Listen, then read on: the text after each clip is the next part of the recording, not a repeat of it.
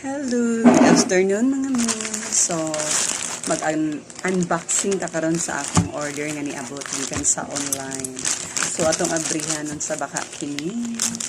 Sakto baka kini nga akong mga order. Di baka ni scam. Okay. Nga akong gi-order kay tada!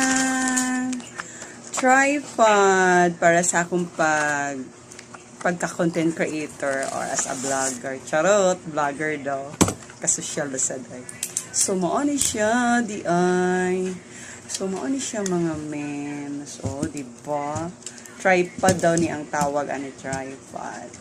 Dayon, para sa butang na ako diri akong cellphone para kung gusto ko mag-live. So, dali ra kaayo mag-live.